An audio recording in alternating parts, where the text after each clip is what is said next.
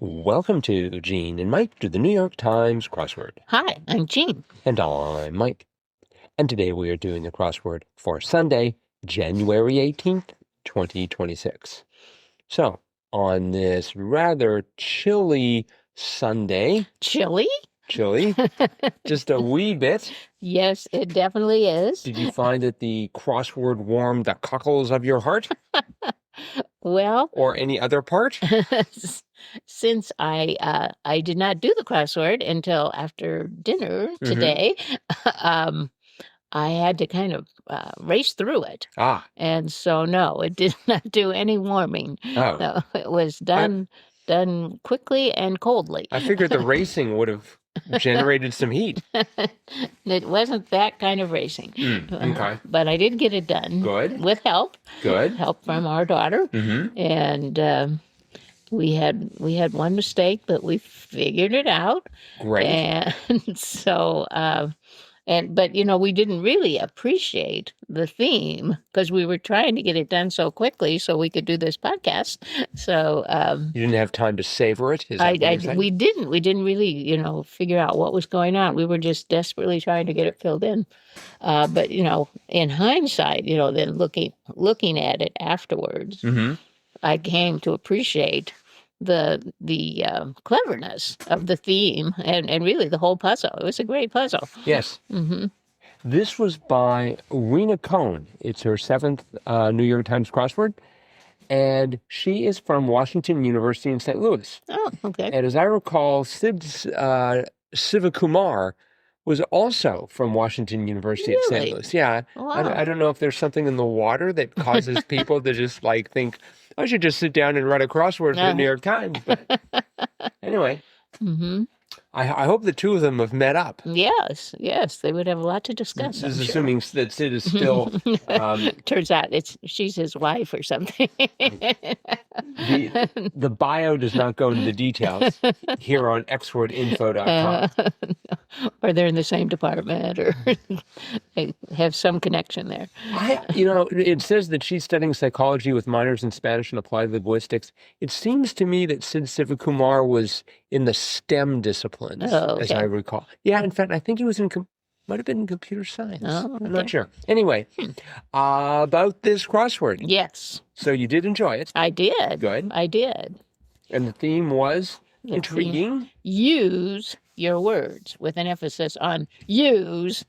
Yes. Your words. Yes. That was your emphasis. That was my emphasis. Not in the title. No, but it definitely was the central theme of this puzzle. So yeah, there were a number of theme clues, quite a few of them actually, and the answers were punny answers to the clues, but they included a very common phrase or word with the sound U somewhere attached to it. So like the first one was 23 across, like the Gospel of Mark sequentially, and that was after Matthew. Right. But anyway, after Matthew. And then the next one was 33 across, prepare for a mechanic certification exam. And that was review the engine. You mean review the engine? Review. I emphasize it so you can hear the common phrase, rev the engine.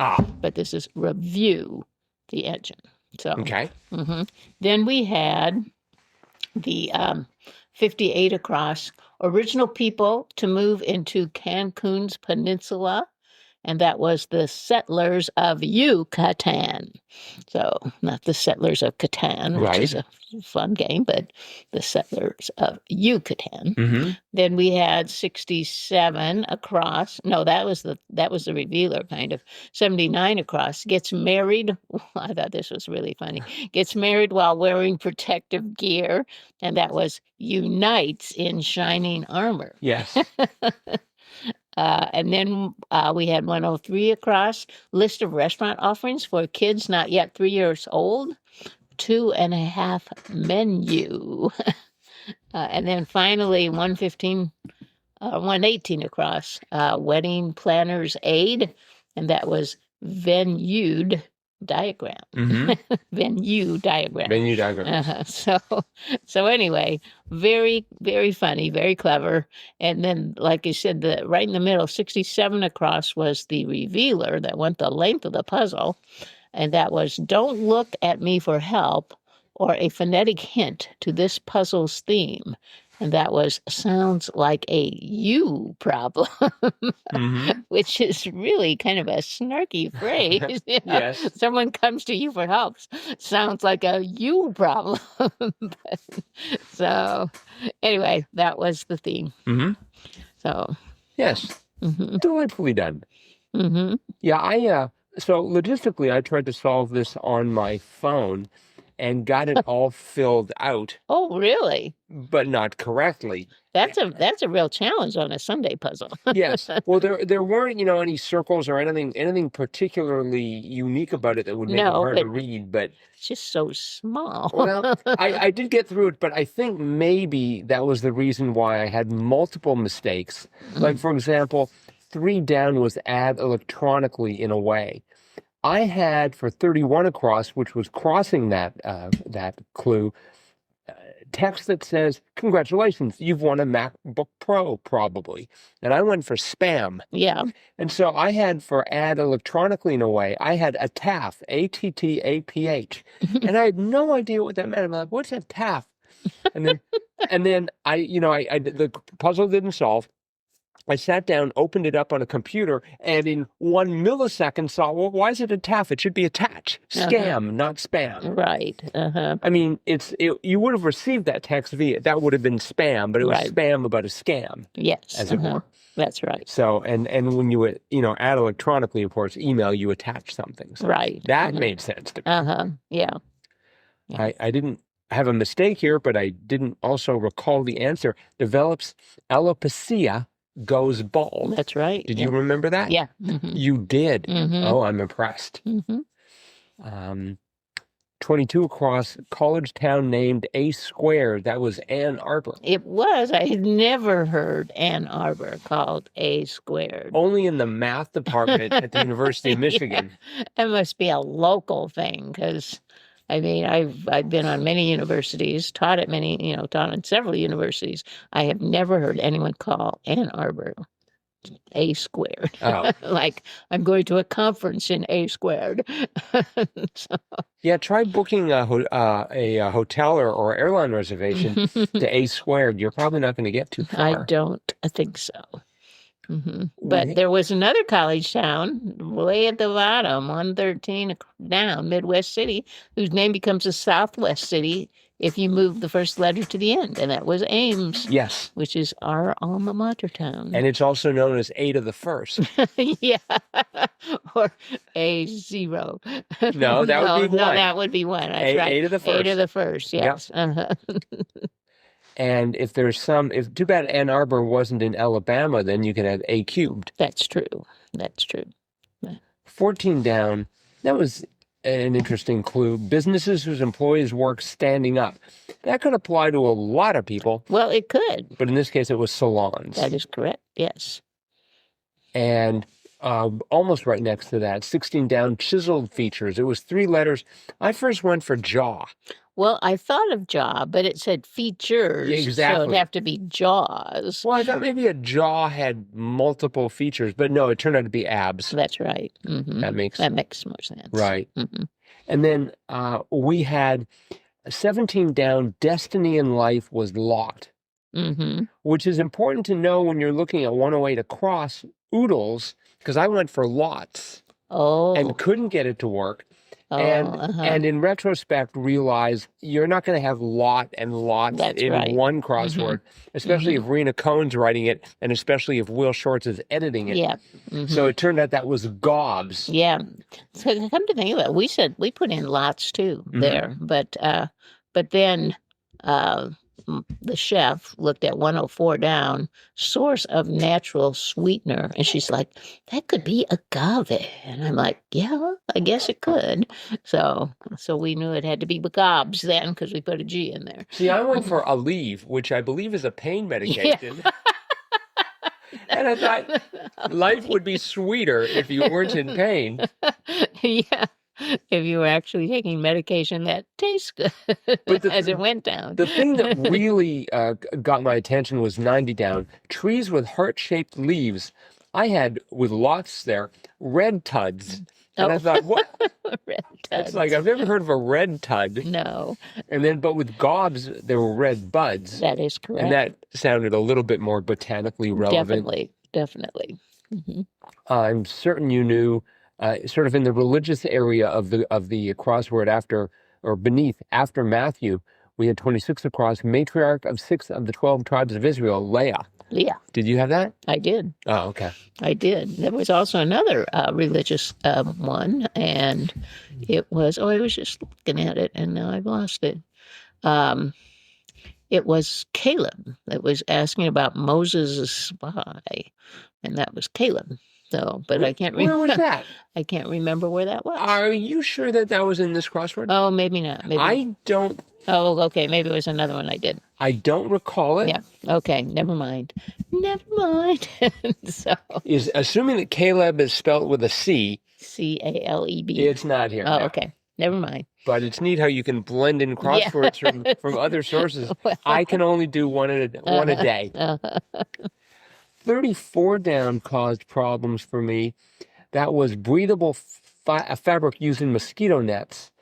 And it turned out that crossed with 46 across soft shots in tennis. Eventually, I got that to be dinks. Right. And then 34 down, the breathable fabric was voile or Voile. Voile. Mm-hmm. I guess that makes sense as an English pronunciation. It's a very sheer, lacy type fabric. But I didn't know, the 46 across, the soft shots in tennis. For one thing, the penultimate letter of that answer crossed with 10 down. Is it time to rethink this relationship? And I had, are we on? Oh, but it asked, are we okay? So That's I right. had, at one point, I had either dins or duns. Oh, It didn't sound quite right. And dink sounded more. Oh, much better. Yeah. Yes. Mm-hmm.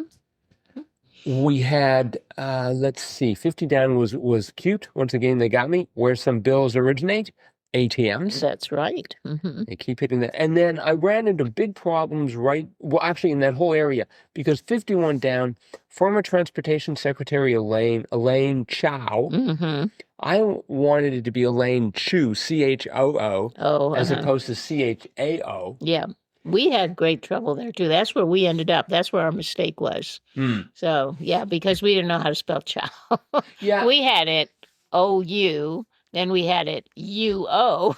You knew it had to be ending in an O because that ran into sounds like a U problem. Right, Yeah, so you needed that O there. That O for sounds.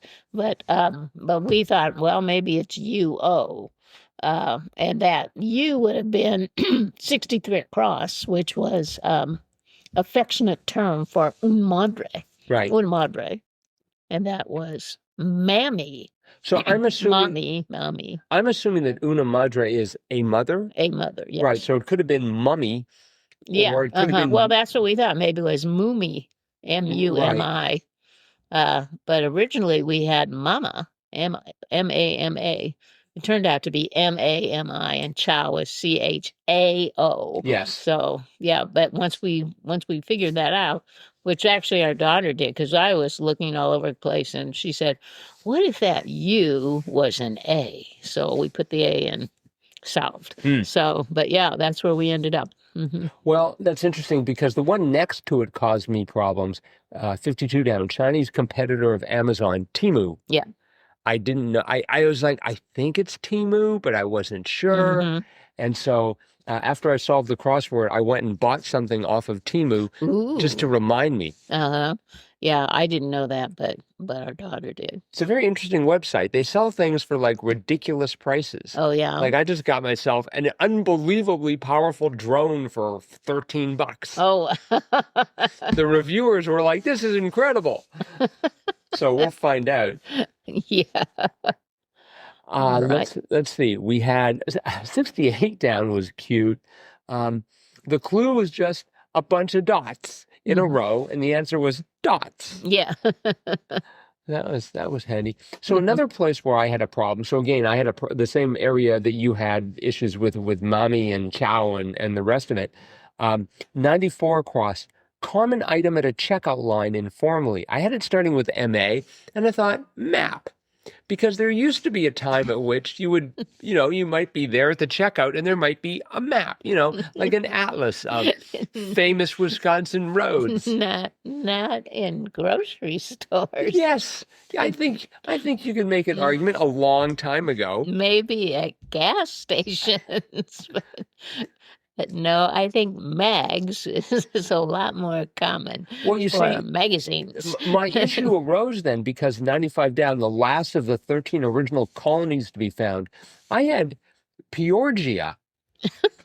And I was trying to figure out I thought, is there a state sort of like Peoria and Georgia got together and they had Peoria? Mm-hmm. But then I realized Georgia probably was more likely to be correct. Yes, and definitely. Instead of a map, it was a mag. That is correct. Yes. And so that, and then my very last one, 110 across, Roger that. I just had YE, so I said YES, and that meant that 111 down, the Panthers of the ACC was SIT, SITT. When Jay just say, I go to SIT College, where we sit. We have chairs here, as opposed to our arch rivals, the Stand. Yeah. So yeah, the Panthers of the ACC were the Pittsburgh Panthers, not the Pittsburgh Panthers. So I think it's University of Pittsburgh. University of Pittsburgh. Okay.